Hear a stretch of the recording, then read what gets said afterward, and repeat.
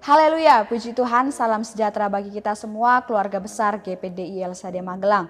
Kita bersyukur kepada Tuhan, hari ini kita kembali menikmati kebenaran firman-Nya.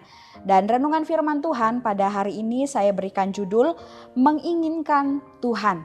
Kita buka bersama Alkitab kita di dalam Mazmur 73 ayat 23 sampai ayatnya yang ke-28. Sekali lagi Mazmur 73 ayat 23 sampai ayatnya yang ke-28. Demikian bunyi firman Tuhan. Tetapi aku tetap di dekatmu, engkau memegang tangan kananku. Dengan nasihatmu engkau menuntun aku dan kemudian engkau mengangkat aku ke dalam kemuliaan. Siapa gerangan ada padaku di sorga selain engkau? Selain engkau tidak ada yang kuingini di bumi. Sekalipun dagingku dan hatiku habis lenyap, gunung batuku dan bagianku tetaplah Allah selama-lamanya. Sebab sesungguhnya siapa yang jauh daripadamu akan binasa. Kau binasakan semua orang yang berzinah dengan meninggalkan engkau. Tetapi aku suka dekat pada Allah. Aku menaruh tempat perlindunganku pada Tuhan Allah supaya dapat menceritakan segala pekerjaannya. Puji Tuhan, Tuhan Yesus memberkati kita melalui setiap ayat firman Tuhan yang sudah kita baca. Bapak Ibu saudara-saudari yang diberkati oleh Tuhan, hidup di dunia sebagai anak-anak Tuhan tidaklah mudah. Dan memang percaya kepada Tuhan bukan berarti kita tidak akan mengalami pergumulan dalam hidup ini. Bahkan saat kita sedang berusaha menjalani hidup kita sesuai dengan kehendak Tuhan, kita berusaha untuk hidup benar. Justru banyak orang di luar sana, banyak orang yang tidak percaya kepada Tuhan, malah mereka yang hidupnya sukses, lebih sukses daripada kita. Justru mereka yang hidupnya lebih berhasil, lebih bahagia dari kita. Nah, mungkin ada yang bertanya-tanya, mengapa bisa demikian? Padahal kita sudah hidup benar, tapi orang yang percaya hidupnya lebih berhasil. Penulis Mazmur 73 ini yaitu Asaf juga mempertanyakan hal yang sama. Ia tidak mengerti kenapa Tuhan membiarkan hidup orang fasik atau orang-orang yang di luar Tuhan lebih beruntung daripada orang-orang yang hidupnya benar di hadapan Tuhan. Ini yang Asaf tuliskan di dalam ayat 4 sampai ayatnya yang ke-12. Sedangkan orang-orang yang benar seringkali hidupnya tertindas, banyak pergumulan, ya, sukar dan lain sebagainya. Di sini hati Asaf seolah-olah memberontak, ya. Ada rasa kepahitan dalam dirinya. Ia merasa sia-sia mempertahankan hidup yang benar di hadapan Allah. Itulah yang dikatakan di dalam ayatnya yang ke-13. Di sana dikatakan sia-sia sama sekali aku mempertahankan hati yang bersih dan membasuh tanganku tanda tak bersalah. Ini adalah keluhan, ya, kesah daripada Asaf. Namun Bapak Ibu, di tengah kegelisahannya, ya, di tengah keluh kesahnya, Asaf tidak meninggalkan Tuhan, Bapak Ibu. Justru ia mencari hadirat Tuhan dan masuk ke tempat kudus. Di sana Tuhan memperlihatkan kuasanya, ya, dalam menangani orang-orang yang fasik, dalam menangani orang-orang yang di luar Tuhan. Itu yang dikatakan di dalam ayat yang ke-17 sampai ayat yang ke-20. Sampai pada akhirnya ketika Asaf menyaksikan bagaimana Tuhan menunjukkan kekuasaannya itu, akhirnya Asaf memahami bahwa orang-orang yang hidup di luar Tuhan dengan segala keduniawiannya, dengan segala kesenangan jasmani, harta benda yang fana dan lain sebagainya, pada akhirnya mereka akan dihancurkan atau mereka akan dibinasakan. Dan Tuhan yang akan melakukan hal itu kepada orang-orang yang fasik ini. Bapak Ibu menginginkan hidup yang sukses, hidup yang berhasil, hidup yang terberkati dan bahagia, itu tidaklah salah. Namun jangan sampai semua keinginan-keinginan itu membuat kita tidak lagi menginginkan Allah. Nah, apalah artinya harta, kekayaan, jabatan, ya, kesuksesan dan lain sebagainya. Bahkan masa depan kita jika kita tidak memiliki Tuhan. Jika tanpa Tuhan dalam kehidupan kita. Karena sesungguhnya hanya Tuhanlah yang memahami segala kebutuhan kita. Hanya Tuhan yang mengerti setiap keadaan kita. Entah kita susah maupun kita senang. Tuhan yang tahu keadaan kita. Oleh sebab itu jangan sampai keinginan-keinginan duniawi kita, ya, membuat kita tidak lagi menginginkan Tuhan. Nah, jadi fokus utama kita adalah harus menginginkan Tuhan lebih lagi dalam kehidupan ini. Apa itu menginginkan Tuhan, Bapak Ibu? Menginginkan Tuhan adalah hidup yang selalu rindu, haus, dan berharap hanya kepada Tuhan.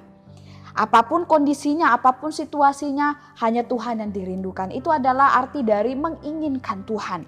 Nah, oleh sebab itu dari renungan firman Tuhan hari ini, kita akan sama-sama belajar bagaimana cara menguatkan hati kita ya untuk tetap menginginkan Tuhan dalam kehidupan ini. Yang pertama, mari mempertahankan iman dan kepercayaan hanya kepada Tuhan. Ayat yang ke-25 sampai ayat yang ke-27. Khususnya saya akan bacakan dalam ayat yang ke-25 sampai ayat yang ke-26. Siapa gerangan ada padaku di surga selain engkau? Selain engkau tidak ada yang kuingini di bumi. Sekalipun dagingku dan hatiku habis lenyap, gunung batuku dan bagianku tetaplah Allah selama-lamanya. Nah, jika kita melihat ayat ini berisikan pernyataan yang tegas bahwa hanya Tuhanlah satu-satunya Allah dalam kehidupan kita sebagai umat-umatnya. Hanya Tuhan yang kita inginkan selama kita ada di muka bumi ini. Bahkan sekalipun kita mengalami kesukaran, himpitan yang berat, tekanan yang sangat kuat. Sampai firman Tuhan berkata digambarkan seperti sekalipun dagingku dan hatiku habis lenyap. Ini merupakan gambaran kesukaran yang sangat berat. Tetapi kita mau belajar mempertahankan iman kita. Walaupun tekanan yang berat, kita mau tetap terus percaya hanya kepada Tuhan Yesus. Kiranya ayat ini yang benar-benar kita terapkan dalam kehidupan kita, Bapak Ibu. Saat kita terus bertahan untuk percaya hanya kepada Tuhan, apapun kondisinya, apapun situasi yang kita alami, maka keinginan kita kepada Tuhan akan semakin besar. Saat kita terus mencari Tuhan, kita tetap bertahan untuk terus mengandalkan Tuhan di tengah pergumulan kita akan semakin rindu akan Tuhan. Kita akan semakin haus akan Tuhan. Dan benar-benar jiwa kita akan selalu rindu hanya kepada pribadi Tuhan. Dan inilah yang mari kita mau terapkan dalam kehidupan kita. Harta, kekayaan, pangkat, jabatan, prestasi, dan lain sebagainya tidak akan mengubah keinginan kita akan Tuhan. Tapi justru semakin hari keinginan kita akan semakin besar akan Tuhan. Karena apa? Karena kita tetap setia percaya kepada Tuhan. Saya akan bacakan ayat yang ke-26 dalam Mazmur 73 ini namun dengan terjemahan bahasa Indonesia sehari-hari. Sekalipun jiwa ragaku menjadi lemah, Engkaulah kekuatanku ya Allah. Engkaulah segala yang kumiliki untuk selama-lamanya. Mari kita mau aminkan firman Tuhan ini, kita mau terapkan betul-betul dalam kehidupan kita. Sekalipun jiwa raga kita lemah, kekuatan kita berkurang atau pergumulan kita berat, tapi mari kita mau jadikan Tuhan satu-satunya kekuatan kita. Jadikan Tuhan satu-satunya sumber penolong dalam setiap kehidupan kita, bahkan selama-lamanya, selama kita ada di muka bumi ini. Kemudian yang kedua, bagaimana kita menguatkan hati kita untuk tetap menginginkan Tuhan dalam hidup ini, yaitu adalah mari kita mau hidup dekat dengan Tuhan. Ayat 23 dan ayatnya yang ke-28. Tetapi aku tetap di dekatmu, engkau memegang tangan kananku. Tetapi aku suka dekat pada Allah. Aku menaruh tempat perlindunganku pada Tuhan Allah, supaya dapat menceritakan segala pekerjaannya. Bapak Ibu, saya berikan ilustrasi. Jika kita pergi ke warung makan atau warung bakso lah ya. Saat kita ada di tempat itu ataupun dekat saja dengan warung tersebut, pasti kita akan ingin, wah enak ini baksonya. Kita pun akan ingin makan bakso karena kita ada di dekat warung bakso. Nah, begitupun juga saat kita hidup dekat dengan Tuhan, Bapak Ibu. Setia beribadah kepada Tuhan, rajin berdoa kepada Tuhan, berpuasa, memuji menyembah Dia, maka kita akan selalu menginginkan Tuhan dalam kehidupan kita, supaya Tuhan yang menyertai dan memenuhi kehidupan kita, dan kita akan semakin kuat memegang keyakinan kita akan Tuhan. Karena apa? Karena kita selalu membawa diri kita dekat kepada Tuhan, karena kita tahu Tuhan itu baik. Ketika kita menyembah Dia ada mujizat, ketika kita beribadah ada mujizat. Nah, itu yang akan membuat kita terus menginginkan Tuhan, terus ingin untuk datang beribadah kepada Tuhan. Nah, ini mari yang kita mau terapkan dalam kehidupan kita, Bapak Ibu. Selagi kita ada di muka bumi ini, mari kita mau membangun hidup yang dekat dengan Tuhan. Dan membangun hidup yang dekat kepada Tuhan ini harus dibangun saat ini juga dan harus dipertahankan setiap waktu. Selagi Tuhan berkenan Bapak Ibu untuk ditemui dan selagi Tuhan dekat dalam jangkauan kita, mari kita mau mendekat kepada Dia. Mari kita terus mau mencari Tuhan, membangun hubungan yang dekat dengan Dia. Karena akan ada masanya Bapak Ibu, kita akan sukar untuk mendekat kepada Tuhan. Ya khususnya di akhir zaman ini, bahkan di kesukaran-kesukaran yang akan datang. Akan ada masanya kita sukar untuk dekat kepada Tuhan. Oleh sebab itu saat ini, bangun hubungan yang dekat kepada Tuhan dan pertahankan itu setiap waktu. Yesaya 55 ayat yang ke-6 firman Tuhan berkata, carilah Tuhan selama Ia berkenan ditemui, berserulah kepadanya selama Ia dekat. Mari kita menggunakan waktu yang ada untuk kita terus mencari Tuhan, mendekat kepadanya. Begitu juga dengan yang kita lakukan saat ini Bapak Ibu, kita sedang bersama-sama berdoa, berpuasa selama 50 hari.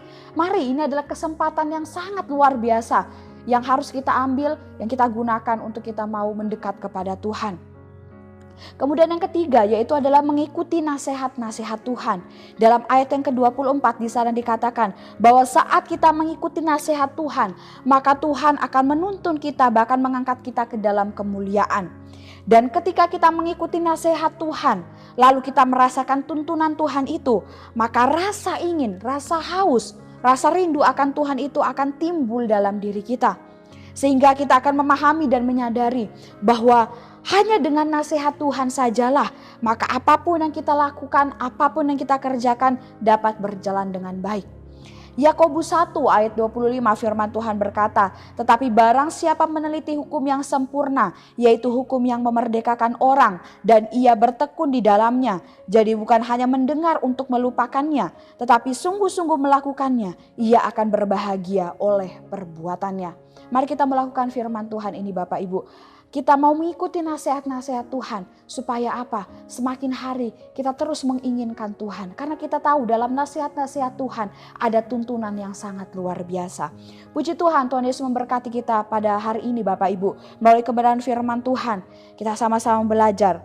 Mari kita mau menginginkan Tuhan lebih lagi dalam setiap kehidupan kita.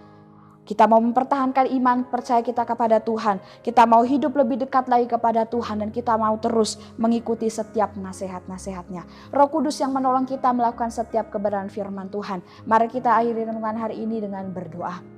Segala puji syukur, hormat, kemuliaan kami persembahkan kepadamu Tuhan. Engkau Allah kami yang baik, Engkau Allah kami yang luar biasa. Kami bersyukur buat firman-Mu hari ini yang Engkau perdengarkan bagi kami. Tolong kami Tuhan umat-umat-Mu untuk dapat memahami dan melakukan setiap firman Tuhan yang sudah kami dengarkan dan nikmati bersama-sama. Terima kasih Tuhan, Kau memberkati setiap jemaat Tuhan yang ada di GPD Ilsade Magelang, bahwa kehidupan kami semakin hari semakin cinta akan Engkau. Terima kasih Yesus. Kristus telah memikul dosa keluarga GPD Ilsade Magelang di dalam tubuhnya di kayu salib, supaya kami yang telah mati terhadap dosa hidup untuk kebenaran. Oleh bilur-bilurnya kami telah sembuh. Kami aminkan firman-Mu ini dalam kehidupan kami Tuhan. Kami sudah terima firman-Mu dengan penuh ucapan syukur dan sukacita. Dalam nama Tuhan Yesus, haleluya. Amin.